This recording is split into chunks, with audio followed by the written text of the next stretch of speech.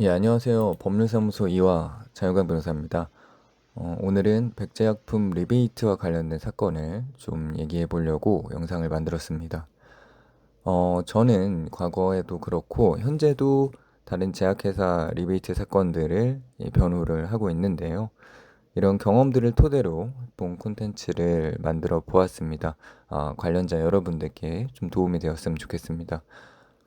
이 리베이트 사건의 관련자라고 하면 의료인들 대표적으로 뭐 의사, 한의사, 약사 이런 분들뿐만 아니라 어, 이 제약회사에 소속돼 있는 뭐 대표이사부터 관련 임원, 팀장, 영업 담당자들 또 중간에 있는 CSO 업체까지 모두 관련자라고 보시면 됩니다. 지금 이 백제약품 리베이트 사건은 검찰로 송치되었습니다. 검찰로 송치되었다는 의미는 경찰에서 이 사건이 리베이트 혐의가 인정된다라고 판단을 한 것입니다. 물론 그렇다고 해서 리베이트가 인정되는 건 아니고 검찰에서도 무혐의 처분을 할 수 있고 또 기소가 된다 해도 형사재판에서 무죄가 나올 수 있기 때문에 현 시점에서는 리베이트다라고 단정적으로 얘기할 수는 없습니다. 다만 일반적으로 리베이트 사건에 처했을 때 우리는 어떻게 대응해야 되는가, 어떻게 진행돼야 되는가 정도의 관점에서 본 영상을 보시면 좋겠습니다. 리베이트 조사가 시작되면 관련자들에 대한 수사기관의 소환 통보로 시작됩니다. 이 백제약품 리베이트 같은 경우는 검찰로 송치됐기 때문에 아마 관련자분들은 수사기관에 출석해서 조사를 받으셨을 겁니다. 이때 답변은 크게 세 가지로 나눌 수 있는데요. 첫 번째는 혐의를 일체 부인하는 경우, 혹은 일부 부인도 할 수 있습니다. 예를 들어서 1,000만 원 리베이트에 대해서 500만 원만 인정하겠다. 이런 건 일부 부인이 됩니다. 어, 처음부터 모든 혐의를 인정하는 경우, 그리고 마지막으로 부지, 모른다. 이건 어떻게 보면은 부인의 일종이죠. 그래서 이제 알 수 없다. 라는 것입니다. 물론 사건의 당사자가 아닌 참고인들은 부지의 의미가 인정도 부인도 아닙니다. 정말로 모른다. 나는 뭐 이렇게 얘기할 수도 있는 겁니다. 여기서 매우 중요한 점입니다. 아마 조사를 받으신 분들도 많이 느끼셨을 것 같아요. 수사기관은 어떤 답변을 하던 이미 어느 정도 사건의 결론을 내리고 조사를 진행하는 경우가 많다. 물론 이거는 제 개인적인 생각이긴 합니다만 이 리베이트 사건들을 대할 때 뭐 부인을 하고 뭘 하고 해도 결론을 내리고 거기에 짜맞추는 경우가 많지 않나 이런 생각이 좀 들어요. 그래서 결국은 어쩔 수 없이 형사 재판까지 가서 법원에서 시비를 가리는 경우가 많은데 좀 많이 아쉽습니다. 그런 부분들은. 여기서 중요한 자료는 제약회사나 유통업체 직원들의 진술, 금융거래 내역, 문자 메시지, 또 의약품 처방 내역 등 계좌 내역, 뭐 문자, 이메일 내역 등이 바탕이 됩니다. 사실 리베이트를 줬다라고 직접적으로 입증하는 증거는 없다고 보셔야 돼요. 왜냐면 계좌이체로 주는 경우는 없기 때문이죠. 근데 반대로 받지 않았다라고 입증하는 증거도 없습니다. 하지 않은 거를 입증할 수 있는 증거는 없거든요. 그래서 이런 부분이 굉장히 애매한데 어쨌든 좀 수사 선상에 올랐으면은 처음부터 불리한 입장에서 시작된다라고 생각하시는 게 좋습니다. 이미 뭐 많은 분들이 조사를 받으셨기 때문에 지금 첫 조사를 대비한다라는 건 좀 안 맞지만 음, 음, 아직 조사가 진행 중이거나 뭐 재판을 앞두고 있다면 반드시 변호사를 선임해서 대응하시는 것을 저는 강력히 좀 권해드립니다. 미리 조사나 재판 전에 시뮬레이션을 해볼 수도 있고 예상 질문, 예상 증거, 대처 방법도 충분히 고려할 수 있기 때문입니다. 자, 리베이트 수수한 의료인들의 처벌에 대해서 좀 말씀드릴 건데요. 물론 이제 제약회사 쪽에서도 처벌이 있지만 본 콘텐츠는 이제 의료인들의 그 중에서도 약사들은 어떤 처벌을 받을 것인가에 좀 집중해봤습니다. 약사법에 따라 형사처벌 받을 수 있고요. 경우에 따른 사기죄 등도 받을 수 있습니다. 근데 사실 진짜 문제되는 거는 이 형사처벌 보다는 바로 이 행정처분인데요. 이런 리베이트 사건으로 인한 행정처분은 어, 면허요 자격 정지가 될 수 있고 경우에 따라서는 면허 취소가 될 수도 있습니다. 이 부분에 대해서 좀 더 구체적으로 검토해 보겠습니다. 자, 약사법에 보면 약사, 한약사 면허의 취소 등이라고 제79조에 규정이 되어 있는데요. 근데 여기서 보면 여기 보면 제5조 제1호부터 제4호까지 또는 제4호의 이에 해당하면 그 면허를 취소하여야 한다.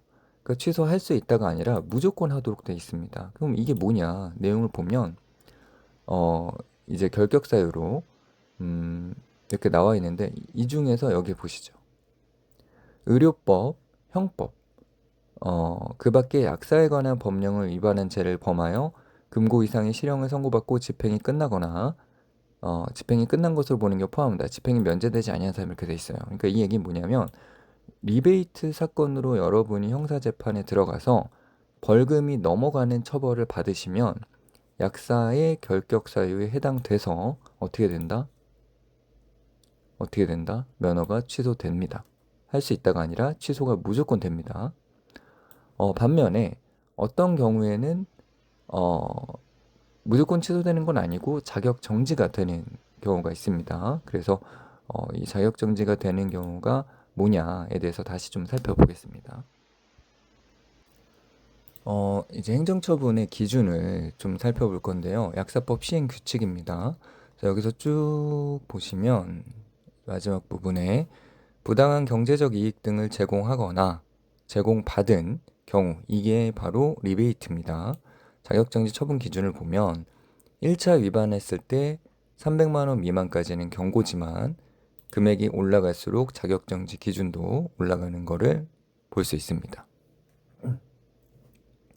주의하셔야 될 거는 1차가 아니라 2차나 3차, 4차 위반인 경우에는 자격정지 기준이 달라집니다. 1차 때는 300만 원 미만에는 경고만 받았지만 2차부터는 자격정지 1개월, 3차는 300만 원 미만도 3개월, 4차는 무조건 12개월입니다. 그래서 이런 자격정지 처분 기준이 있습니다. 그러니까 내가 형사재판을 받았는데 벌금을 받았어요. 그럼 아까 앞에서 본 면허 취소 사유에 해당하지는 않습니다. 다만 리베이트 금액이 예를 들어 300만 원이다 하면은 자격정지 2개월 행정처분이 따라온다. 이렇게 생각하시면 됩니다. 그 외에 업무정지나 과징금, 뭐 개설 등록 취소, 또 양벌 규정도 있으니까 한번 살펴봐 보시면 좋을 것 같고요. 결론적으로 리베이트 혐의에 올라가게 되면은 단순히 형사처벌로 끝나는 게 아니라 행정처분, 그리고 나중에는 또 세금과 관련된 문제도 생길 수 있어요. 그게 또 소득으로 잡혀서 또 세금을 내야 되는 문제도 있기 때문에 단순히 뭐 형사 사건만 대비한다 이렇게 생각하시면 안 되고 이런 종합적으로 전체적으로 사안을 염두에 두고 대응하셔야 됩니다. 저도 이제 리베이트 사건들을 많이 변호하다 보면은 어, 항상 이제 저는 염두에 두는 게 어떻게 보면 이제 행정 처분을 좀 중심적으로 두고 사건을 대하는데요. 뭐 어떤 경우에 어떤 분들은 뭐 형사 전문이다 해서 형사 재판에서 죄를 인정하고 잘못합니다. 다시 안 그러겠습니다. 이래서 형사 처분을 약하게 받는데 행정 처분을 세게 받아가지고 뭐 돌이킬 수 없게 만드는 경우도 있습니다. 그러니까 그런 부분들은 주의를 하셔야겠죠. 실제로 제가 리베이트 사건을 진행하고 있는 후기를 좀 적어 봤습니다. 그래서 관심 있는 분들은 한번 고려제약 리베이트 사건을 후기를 보시면 좋을 것 같아요. 결론적으로 우리가 대처하는 방식은 결국은 내가 단순히 형사적인 부분에만 초점을 맞춰서 대응할 게 아니라 이 행정처분이나 세금과 관련된 부분도 함께 대응을 해야 된다는 거. 그리고 증거 기반의 대응 전략을 면밀히 수립해야 된다는 거. 양형 자료도 준비해야 된다는 거. 그러니까 결국은 딱 한 포인트에만 맞춰서 대응하시면 안 되고 또 이 사건은 굉장히 장기적으로 흐를 가능성이 많기 때문에 여러분과 함께 끝까지 함께 할 수 있는 변호사를 선택하는 게 굉장히 중요합니다. 뭐 일부 로펌에서는 이제 고용 변호사님들이 계속 바뀌기 때문에 내 변호를 맡았던 분이 A였다가 B였다가 C였다가 이런 경우도 많아서 좀 그런 부분들도 주의를 하셔야겠죠.